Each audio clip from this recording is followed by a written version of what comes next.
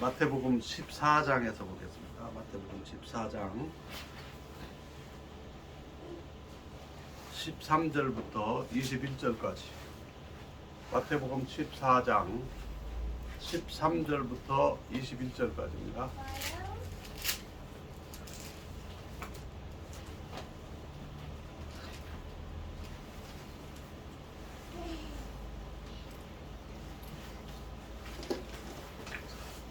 우리 마태복음 14장 13절부터 21절까지 우리 함께 교독하겠습니다. 제가 먼저 읽습니다.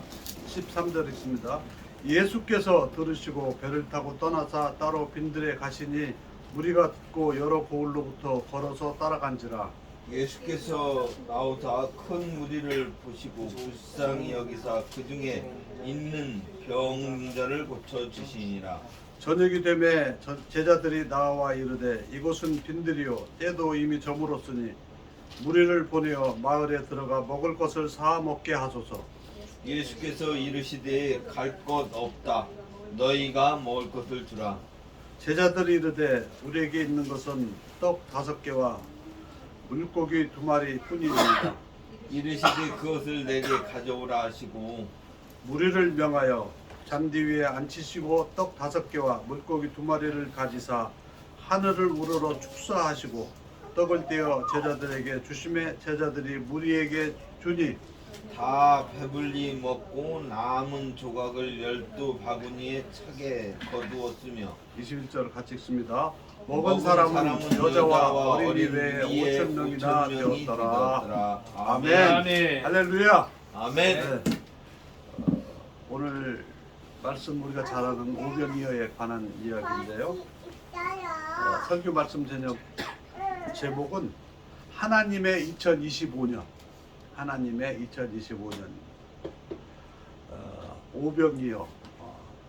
자, 빵 5개, 물고기 2마리 가지고 예수님께서 이적을 행한 이 말씀, 본 말씀에 그 부분이 너무 크게 강조가 되기 때문에 예수님께서 적은 음식으로 빵 5덩어리하고 빵 5개하고 물고기 2마리 가지고 엄청나게 먹었다. 여기에 관심을 가져버리면 예수님은 대단한 분이고 그런 것들로 끝날 수 있어요. 그러나 본문 말씀을 자세히 보면 물론 그 말씀이 맞는 내용이지만은 더 깊은 의미가 있다는 것을 볼 수 있습니다. 첫 번째 보면은 이 본문을 통해서 우리가 배울 수 있는 것은 우리의 준비를 배울 수 있는 거예요. 준비하게 하신다. 예수님께서 이제 무리들이 왔을 때 이렇게 모여드는 것들을 보시고 저들에게 갈 것 없다. 너희가 먹을 것을 주어라. 근데 이들이 아무것도 없는데 너희들이 가지고 있는 것을 무엇이냐 이렇게 보는 거예요. 그러니까 우리의 준비된 모습들을 보는 거예요. 우리가 주님 앞에 나와서 복받기를 위해서 나오고 또 우리가 구원받기 위해서 또 구원받은 성도로서 하나님 앞에 나오는데 우리가 우리의 마음의 자세, 우리가 하나님의 일을 하기 위해서 우리가 하나님의 일들을 우리 오메가 선교회가 모여서 기도하는 것은 주의 일을 하기 위한 것인데 우리의 준비된 자세들을 우리 주님이 요구하시는 거예요. 너희들이 가지고 있는 것이 무엇이냐? 너희들이 준비할 게 무엇이냐 하는 거예요.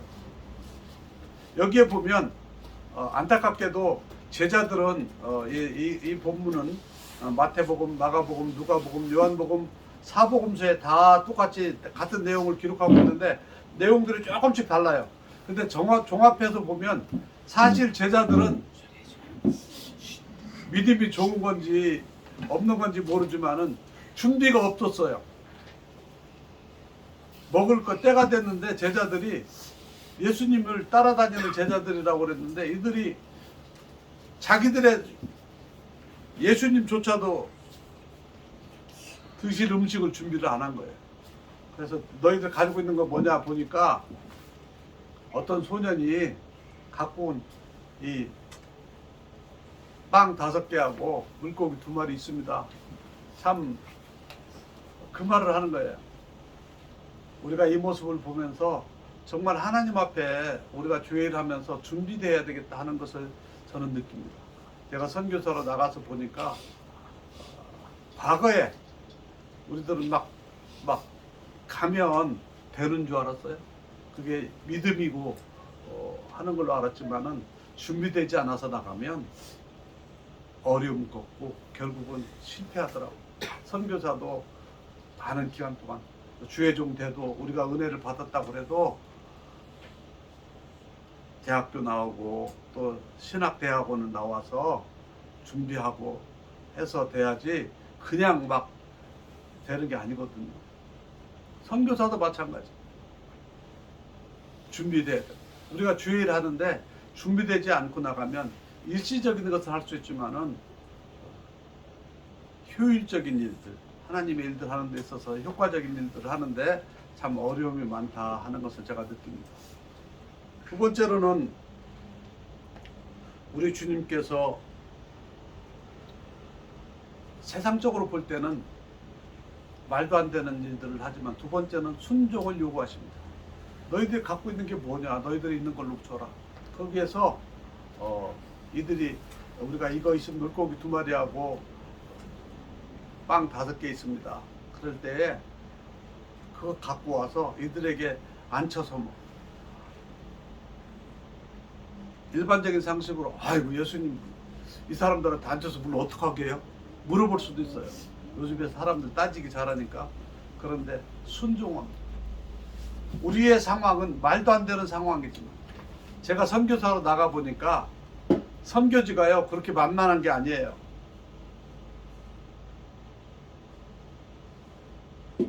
최근 20년, 30년 사이에 선교지 상황이 너무너무 많이 바뀌었습니다. 과거에 제가 25년 전에 처음에 선교지 나갈 때만 해도 또 30년 전에 선교지 나가기 전에 중국의 상황은 정말 복음 전하기도 어려웠고 지금은 뭐 어렵지만 어려웠고 그 당시에는 그 사람들의 경제적인 상황이 별로 안 좋아서 뭐 몇십 명 모아서 이렇게 식사 대접을 해도 그냥 돈 그렇게 많이 안 들었다는 거예요. 음식값도 싸고. 근데 지금은 너무 비싸가지고 몇십 명 모아서 식사 대접을 못 한다는 거예요. 선교지 상황이 많이 바뀌었어요. 그럼에도 불구하고 우리의 상황과 우리의 모든 것들을 고려하지 않고 하나님 앞에 순종하는 것이 너무 필요하다. 우리는 너무 요즘의 사람들이 너무 똑똑하고 너무 아는 게 많아요. 그래서 너무 비교하는 게 많아요. 아 이래서 될까 저래서 될까. 하나님의 일은요 순종하는 겁니다. 선교지에서 정말 말도 안 되는 상황, 너무 어려운 상황들이 많아요. 그럼에도 불구하고 순종하는 겁니다. 순종. 오히려 우리 한국교회도 더 마찬가지 상황이라고 생각합니다. 지금은 세상을 향해서 우리 교회가 비난을 받는 시대가 됐어요. 그런데 감사한 것은 지난 연말부터 시작돼서 교회가 다시 뭉치고 기도하기 시작했다는 것. 국가인권위원장으로 인사청문회에 나왔던 안창호 장로가 거기에서 하나님의 신앙을 담대하게 고백하는 것을 통해 촉발이 돼서 많은 공직자들이 교회들이 하나님 앞에 우리가 저런 신앙을 가지고 살아야 되겠다고 하는 각오를 하게 됐고 또 그것으로 인해서 10월 27일 날 한국교회가 광화문 광장과 서울역 광장 또 여의도에서 기도회 하는 모습들을 통해서 한국교회가 다시 한번 성령의 운동이 일어났게 돼요. 이번에 국가적인 어려운 시절을 통해서 좌우의 이념을 떠나서 나라를 위해서 기도하겠다고 하는 공동의 생각은 마찬가지예요. 탄핵을 반대한다, 탄핵을 찬성한다. 그것을 떠나서 나라가 어려우니까 기도해야 된다. 감사한 것은 나라가 어려우니까 기도해야 된다. 한마음이 돼야 된다는 것은 우리 기독교밖에 없어요. 천주교도 입 딱 닫고 있고 불교도 입 닫고 있어요. 그런데 우리 기독교는 정말 나라를 위해서 기도해야 된다. 이거에 대해서는 좌파에 치우친 교회 지도자들도 있고 우파에 치우친 교회 지도자들도 있지만은 나라가 어려우니까 나라를 위해서 기도해야 된다 하는 데는 모두 한 목소리예요. 너무나 감사한 거죠. 여러분, 우리의 상황이 전혀 우리의 생각과 맞지 않아도 우리는 순종해야 돼요. 하나님께서 이 시대에 우리에게 요구하는 것은 기도하는 거예요.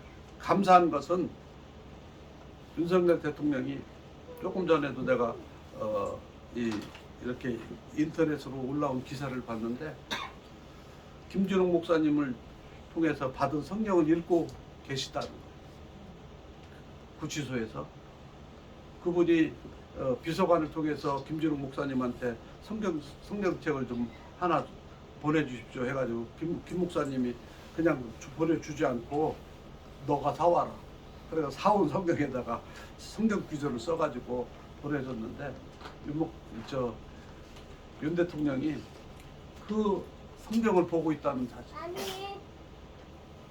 나는 아까도 우리 기도회에서 같이 기도했지만 우리 대통령이 하나님 앞에 엎드리면 대통령도 살고 이 나라도 살고 한국 교회도 살고 아멘. 세계가 산다고 나는 믿습니다. 아멘.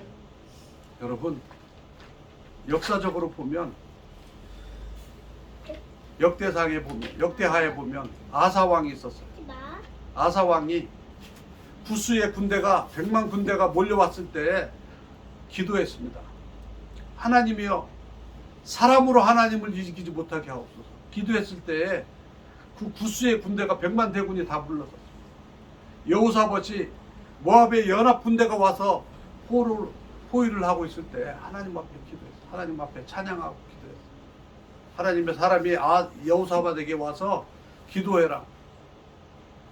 하나님을 찬양하고 기도할 때 자기들끼리 혼비백산에서 나갔어요. 여러분, 지도자의 기도가 이래서 필요한 겁니다.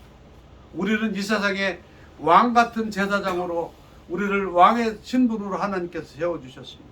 우리가 나라를 위해서 기도할 때 하나님께서 역사가 일어난다고 저는 믿습니다. 네. 히스기야가 아수리아의 사네립의 군대가 와서 예루살렘 성을 포위하고 있을 때 하나님 앞에 기도했습니다. 기도했을 때에 사네립의 군대가 하루아침에 송장 18만 5천 명의 군대가 송장이 된 것을 성경은 기록하고 있습니다.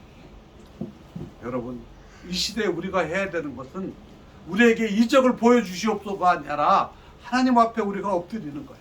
아멘. 하나님 앞에 순종하는 것을 우리에게 요구하라. 하나님은 이 말도 안 되는 상황 속에서 예수님은 너희들에게 가서 나눠줘라. 나눠줘라가 아니라 앉혀놓고 준비하라는 거예요. 여러분, 이 말씀을 통해서 저는 한편으로 어렸을 때는 이 생각을 했어요. 예수님은 뭐 이렇게 복잡하게 일을 하시냐. 그냥 선지만물을 지을 때처럼 딱 사람들 앞에 그 자리에서 딱 도시락 하나씩 딱딱 주면 되지. 할 수 있죠, 하나님. 그런데 그건 그렇게 하실 수 있는 하나님이지만 우리 기독교는요, 그렇게 도시락 하나씩 각 사람 앞에 하나씩 딱딱딱딱 쥐어줄 수도 있지만은 그것보다도 하나님의 말씀을 순종해서 우리의 가진 것을 통해서 하나님은 일하시기를 원하세요. 아멘. 우스갯소리지만은 우리 이 어린 소년이 갖고 왔던 이 빵이 파리바게트처럼 맛있는 빵으로 갖고 왔다면 그 사람들이 전부 다 파리바게트처럼 맛있는 빵으로 분배받았을 거라고 저는 생각해요. 여러분, 우리가 하나님 앞에 드리는 것, 하나님 앞에 순종하는 것, 하나님은 우리의 것을 통해서 일하시기를 원하세요. 하나님이 우리의 것을 필요해서가 아니에요. 왜냐하면 우리에게 물고기를 줄 수도 있지만은 물고기 주는 것보다 물고기 잡는 법을 우리 하나님은 주시는 거예요. 아멘. 여러분, 우리에게 물고기를 우리의 호주머니에 단돈 5만 원, 10만 원, 100만 원씩 주실 수 있어요? 그거 소용없습니다. 그러나 우리의 힘으로 5만 원들 매일 5만 원씩 벌게 하는 거하고 한꺼번에 100만 원 주는 거 어떻게 더 좋아요? 매일 5만 원씩 버는 게 힘들어도 그게 더 나은 거죠. 그건 꾸준히 할 수 있으니까요. 하나님은 우리에게 왜 하나님의 형상대로 지음을 받았다는 게 그런 의미예요. 하나님은 날마다 그냥 주실 수 있어요. 그런데 그거보다 하나님의 형상을 닮았기 때문에, 왜? 하나님은 일하시는 분이시기 때문에 우리가 열심히 성실하게 일해서 우리의 노동의 대가로 우리의 일하는 것을 통해서 우리가 갖고 그것을 행복을 누리고 하겠다. 일 안 하고 그냥 받으면 좋을 것 같죠? 불안한 거예요. 그러나 노동을 해서 받으면 힘들지만은 노동의 기쁨이 있고 감사가 있는 거예요. 그 가치가 있는 거죠. 우리 주님은 우리에게 주실 수 있지만은 우리로 하여금 준비하게 하시고 그것을 순종하게 하십니다. 그리고 그것을 우리 주님께서 오늘 보면은 세 번째로 우리 주님은 받은 은혜를 보존하게 하세요. 그 나머지 20절, 21절을 보면 다 배불리 먹고 남은 조각을 12바구니에 차게 거두었다. 그거 남은 것들 그냥 다시 왜? 또 만들면 되는데 왜 그러셨을까요? 하나님의 은혜는 그냥 이렇게 소비시키는 게 아니라 간직하고 있어야 돼요.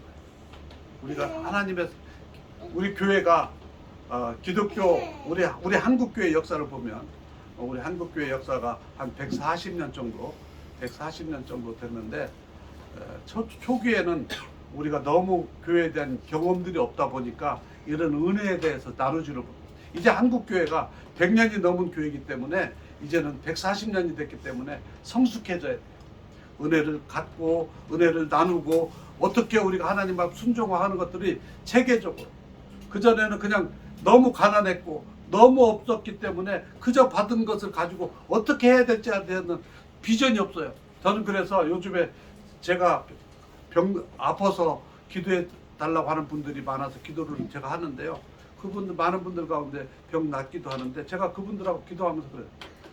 기도는 하되 비전과 목표를 갖고 내가 이 병이 나으면 지금 암에 걸렸어요. 중병에 걸렸어요. 그러나 이 병이 나으면 내가 무엇을 할 것인가에 대한 비전을 그리고 그 꿈을 꾸면서 우리가 병 낫기를 기도하면 우리가 힘이 너무 고통스럽죠.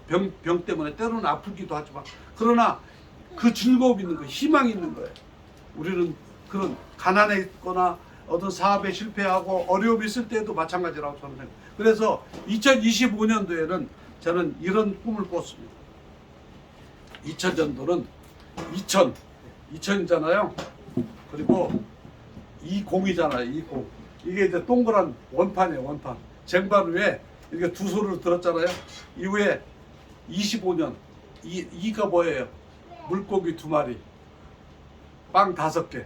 2025년을 우리가 이렇게 은혜를 가운데 갖고 하나님의 2025년은 이런 우리가 하나님의 은혜를 갖고 나누는 그런 해가 되기를 주의 이름으로 축원합니다. 아멘. 오늘 오병이의 기적을 통해서 사람들은 예수님을 통해서 이적을 행하는구나. 그 예수님을 따라가면 이적이 있겠지. 물론 맞는 말이에요. 그러나 우리 주님은 예수님께서 한 번에 이적을 통해서 우리에게 나눠주시기도 하시지만은 우리들이 그 일의 주인공이 되기를 원합니다. 여러분 오병이의 기적 그 자리에 예수님의 2000년 전에 그 현장에 있었던 사람들은 그날 예수님이 주시는 빵과 예수님이 주시는 물고기를 먹었어요. 그러나 그것을 우리가 믿고 순종하는 우리들은 이제 우리의 힘으로 우리가 노력해서 하나님 주신 은혜로 우리가 빵을 만들 수 있고 물고기를 나눌 수가 있는 힘이 되는 거예요. 그래서 우리가 계속 나눠주면 주님 오시는 날까지 이 일을 감당할 수 있는 겁니다.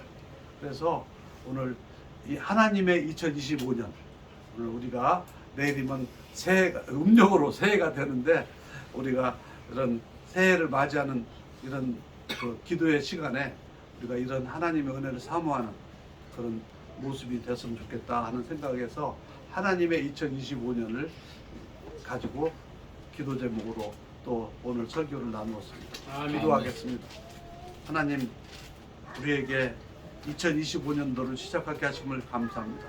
내일은 민족의 명절인 설날을 맞이해서 많은 사람들이 오고 가며 분주하게 지나는데 하나님께서 주신 역사의 주인이며 새날을 우리가 기억하면서 하나님 앞에 2025년도를 의미 있는 삶을 살 수 있도록 다짐하는 시간이 되게 하여 주옵소서. 하나님 나라가 혼란한 가운데 있습니다. 그러나 하나님이 함께 하시면 우리나라가 정상을 찾고 또 다시 세계를 향하여 하나님이 맡겨주신 이 사명을 감당할 수 있는 우리 나라가 될 수 있고 우리 교회가 될 수 있음을 믿습니다. 주여 은혜 베풀어 주시옵소서. 하나님의 2025년을 우리가 이 의미를 생각하면서 나아갈 수 있는 우리 모두가 되게 하여 주옵소서. 예수님의 이름으로 감사하며 기도드리옵나이다. 아멘.